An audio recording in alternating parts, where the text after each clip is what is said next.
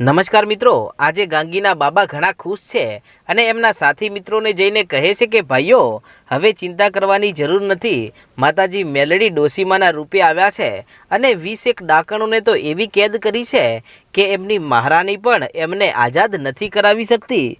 તો પછી હવે લાગે છે કે આપણે હવે ખૂબ જ જલ્દી અહીંયાથી આઝાદ થઈ અને પોતાના ઘર તરફ રવાના થઈશું. ત્યારે આ બધા કેદીઓ કહે છે કે હે બાબા, આ બધું તમારા કારણે થયું છે અને તમે જ માં મેલડીને પોકાર કરીને બોલાવ્યા છે અને માં મેલડી અહીંયા આવ્યા છે ને, તો એનું માત્ર ને માત્ર જવાબદાર તમે છો બાબા.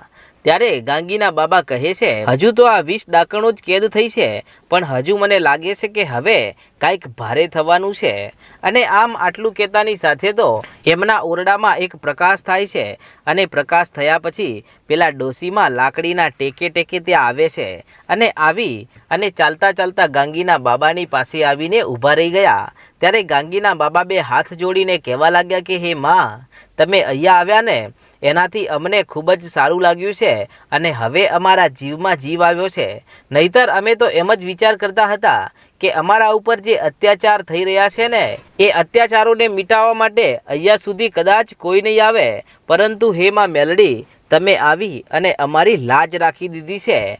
માડી, હવે તમે અમને અહીંયાથી બહાર ક્યારે કાઢશો?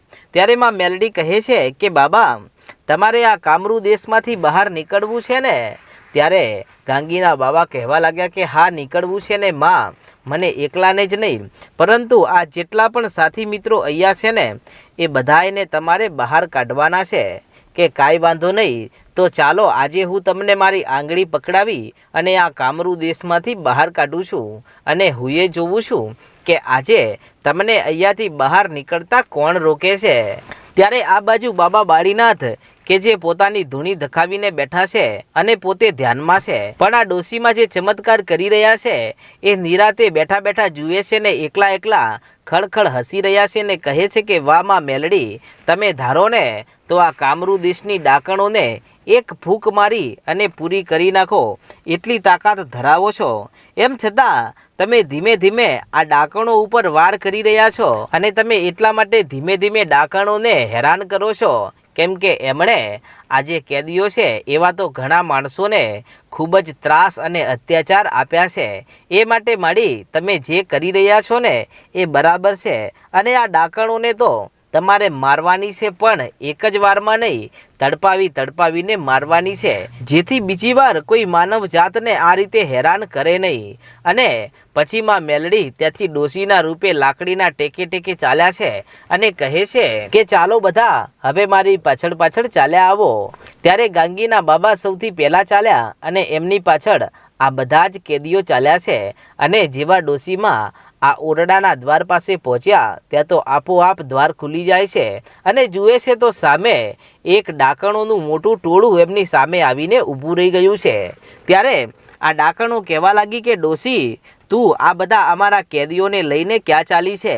કે તમારા કેદીઓ હશે, પણ મારા તો દીકરા છે અને મારા દીકરાને છોડાવવા આજે હું મેલડી અહીંયા આ કામરૂ દેશમાં આવીશું.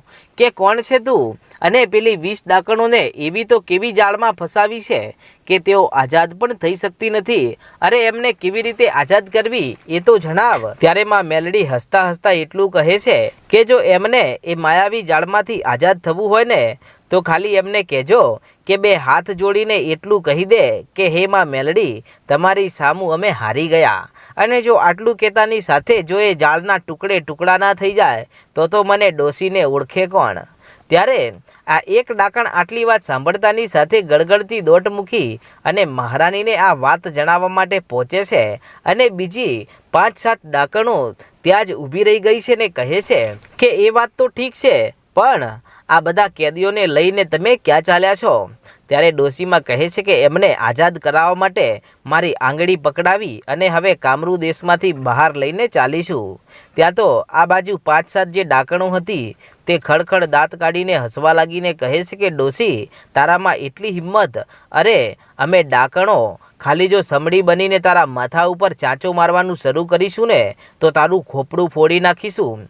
ત્યારે ડોસીમાં ખડખડ હસીને કહે કે બસ તમારામાં એટલી જ તાકાત છે અને જો એટલી એ તાકાત હોય તો બની જાઓ સમડી અને ફોડી નાખો મારું ખોપડું, નહીતર આજે તમારામાંથી જો એક પણ ને જીવતી જવા દઉં ને તો હું કામરૂ દેશમાં આવેલી મેલડી ના કહેવાઉં. અને આટલા શબ્દો સાંભળતાની સાથે આ બાજુ આ 6 ડાકણોને ગુસ્સો આવી જાય છે અને પછી તેઓ સમડી બની જાય છે ને મોટા કદવાળી સમડીઓ બની છે. અને પછી તેઓ ડોશીમા ઉપર ચાંચો ભરવા માટે એમના માથા તરફ આવવા લાગી. અને બીજી વધેલી ડાકણો કે જે ગાંગીના બાબા અને જે આ કેદીઓ હતા એમના ઉપર પણ તેઓ ચાંચો મારવા લાગી છે. ત્યારે માં મેલડીને ગુસ્સો આવે છે અને માતાજી પોતાના હાથમાં એક તલવાર ધારણ કરે છે અને જેવી આ ડાકણ સમડી સ્વરૂપે આ ડોશીમાના ઉપર આવીને ચાંચ ભરવા જાય છે ત્યાં તો માતાજીએ તલવારનો ઘા કર્યો અને ડાકણની જમણી પાંખ કાપી નાખી. અને પછી ગાંગીના બાબા ઉપર જે ડાકણ ચાંચ ભરવા આવી એના ઉપર પણ તલવારનો ઘા કર્યો અને એની પણ એક પાંખ કાપી નાખી. અને આમ 6 જે સમડી બનીને આવેલી જે ડાકણો હતી એ બધાયની પાંખો માં મેલડીએ કાપી નાખી. અને આમ એક પાંખ કપાયા પછી તેઓ નીચે જમીન ઉપર પટકાણી અને એમના શરીરમાંથી લોહી નીકળવા લાગ્યું અને એક પાંખે તરફડિયા મારવા લાગી છે પણ તેઓ ઉડી શકતી નથી. તેથી હવે આ ડાકણોની આવી હાલત જોઈ અને આ ગાંગીના બાબા અને એમની સાથે રહેલા જેટલા પણ ભાઈઓ હતા બધા જ હસવા લાગ્યા ને કહે છે કે ડોશીમામાં એટલી તાકાત છે કે હવે તો આ ડાકણો પણ કાંઈ નહીં કરી શકે અને હવે અમને આઝાદ કરતા કોઈ નહીં રોકી શકે. ત્યારે ડાકણો હવે સમડીઓમાંથી ઘાયલ થયા પછી ઉડી નથી શકતી. તેથી તેઓ પોતાના અસલી રૂપમાં આવે છે અને જેવી અસલી રૂપમાં આવી ત્યાં તો કોઈના જમણા હાથ કપાણા છે, કોઈના ડાબા હાથ કપાણા છે અને લોહીની રેલમછેલ થઈ રહી છે. ત્યારે આ ડાકણો બધી દોડી હવે અને દોડતી પહોંચે છે એમની જે મહારાણીનો રૂમ છે ત્યાં. અને ત્યાં જઈને જુએ છે તો મહારાણી ત્યાં છે જ નહીં, કારણ કે એક ડાકણ ત્યાં પહોંચી હતી. તેથી આ ડોશીમાની વાત મહારાણીને કહી હતી અને મહારાણી કહે છે કે શું સાચે જ જય માં મેલડી અમારી ભૂલ થઈ ગઈ, અમને માફ કરો. આટલું કહેવાથી શું એ જાળી તૂટી જશે? કે હા, કે હું તો નથી માનતી પણ કે મહારાણી એકવાર તપાસ તો કરીએ કે શું થાય છે. કે હા ચાલ. અને પછી તો તેઓ પોતાના મહેલની અગાસી ઉપર જાય છે અને જ્યાં 20 ડાકણો કે જ્યાં તરફડિયા મારી રહી છે ને જાળીમાંથી બહાર નીકળવાની કોશિશ કરી રહી છે એમાંથી બહાર નીકળી શકતી નથી. અને ફરી પાછી મહારાણીને પોતાની પાસે જોઈ અને આ 20 ડાકણો હાથ જોડીને કગરી રહી છે કે હે રાણી, તમે કહેતા હોય ને એ કામ કરવા તૈયાર છીએ. તમે કહેતા હોય તો કામરૂ દેશ છોડીને ચાલ્યા જઈએ. તમે કહેતા હોય ને તો અમારો જીવ આપી દઈએ, પણ અમને આ માયાવી જાળમાંથી આઝાદ કરાવો. આમાં અમારો દમ ઘૂંટાય છે. અમે આ રીતે આ જાળમાં આખી રાતના પડ્યા તરફડિયા મારીએ છીએ. અમને બહાર નીકાળવાનો કંઈક માર્ગ દેખાડો. ત્યારે આ કામરૂ દેશની જે રાણી છે તે એટલું જ કહે છે કે તમારે આઝાદ થવું છે ને? કે હા થવું છે. તો કે તમે બધી જ દાસીઓ સાથે મળી અને 2 હાથ જોડો. ત્યારે બધી જ દાસીઓ હાથ જોડે છે અને હાથ જોડ્યા પછી હવે આ મહારાણી કહે છે કે હવે એટલું કહો કે હે માં મેલડી, અમારી ભૂલ થઈ, અમે તમારી સમક્ષ હારી ગયા છીએ. ત્યારે આ બધી ડાકણો આટલું બોલે છે ને એટલું બોલતાની સાથે આપોઆપ જાળી તૂટવા લાગી અને એના નાના ટુકડા થઈ ગયા અને આ 20 ડાકણો આઝાદ થાય છે. ત્યારે આ ઘટના જોઈ અને બાબા બાળીનાથ ખડખડ દાંત કાઢીને હસી રહ્યા છે ને કહે છે કે વાહ માં મેલડી, ધન્ય છે તમને અને તમારા તેજને કે આવી કામરૂ દેશની ડાકણો કે જે ક્યારેય કોઈ દી હાર માનતી ન હતી અને ક્યારેય કોઈ દિવસ તેઓ કોઈનાથી ડરતી ન હતી ને હાથ જોડતી ન હતી, એ બધી જ ડાકણોને અને એમની રાણીને પણ આજે માં મેલડીએ માફી મંગાવી છે. અને પછી ડાકણો જેવી 20 આઝાદ થઈને બહાર આવી અને મહારાણીના પગમાં પડીને હાથ જોડીને કહે છે કે સારું થયું મહારાણી, તમે અમને આઝાદ કરાવી.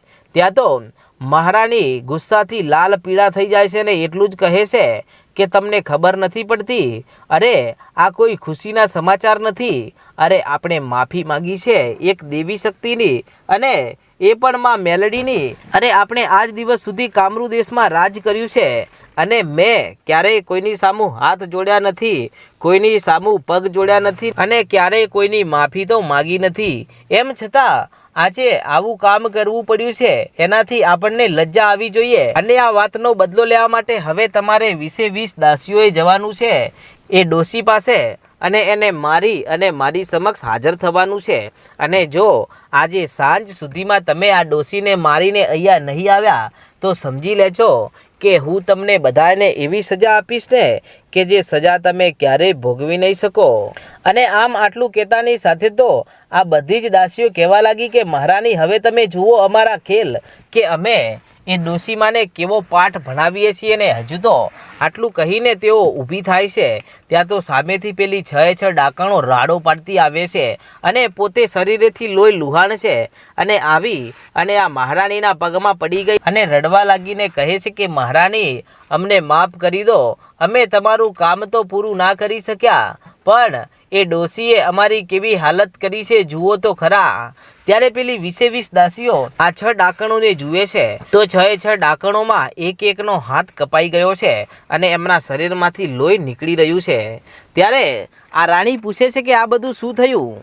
ત્યારે આ રડતી 6 ડાકણો એટલું કહે છે કે અમે પેલી ડોશી સામે યુદ્ધ કર્યું હતું અને આ યુદ્ધમાં અમારી હાર થઈ છે અને ડોશીમાના હાથમાં તલવાર આવી ગઈ અને એ તલવારથી અમારી એક પાંખો કાપી છે ને પાંખો તો કપાણી, પણ જ્યારે અમે આ રીતે અમારા ડાકણના રૂપમાં આવીને ત્યાં તો અમારા એક હાથ કપાઈ ગયા હતા. અને આટલી ઘટના જોતાની સાથે પેલી 20 ડાકણો હવે અંદરો અંદર ડરી રહી છે અને એકબીજાને કહી રહી છે કે હવે આપણે શું કરીશું? અરે આ ડોશી તો કેટલી શક્તિશાળી છે કે એણે આ 6 ના હાથ કાપ્યા છે અને જો આપણે લડવા એમની સાથે જઈશું ને તો તે આપણા હાથ પગ તો પછી કાપશે, પણ સૌથી પહેલાં આપણી જીભ કાપી નાખશે, કેમ કે ડોશી હવે આપણાથી ડરશે નહીં અને એ ડોશીમાં ઘણી બધી તાકાત છે. ત્યાં તો 20 ડાકણો ડરી રહી છે અને પછી આ 6 જે પેલી ડાકણો હતી તેઓ ઘાયલ થઈ ગયેલી છે અને મહારાણીને એટલું કહે છે કે રાણી ઝટ જાઓ અને એ ડોશીમાને રોકી લો, નહીતર એ ડોશી તો કામરૂ દેશમાં આપણા જેટલા પણ કેદીઓ છે ને એ બધા જ કેદીઓને આઝાદ કરાવી અને આ ડોશીમાની આંગળી પકડી અને એ ડોશી આંગળી પકડાવીને લઈને બહાર જઈ રહી છે કામરૂ દેશમાંથી. અને જો તે બહાર ચાલી જશે ને તો આપણા બધા જ કેદીઓ હાજર થઈ જશે. અને પછી તો ડાકણ કહેવા લાગી કે શું વાત કરો છો અને શું સાચે જ આપણા બધા કેદીઓને લઈ અને આ ડોશી કામરૂ દેશની બહાર જઈ રહી છે? કે હા. આટલા શબ્દો સાંભળતાની સાથે આ કામરૂ દેશની રાણી ખળખળ દાંત કાઢીને હસવા લાગી અને 3 તાળીઓ પાડે છે.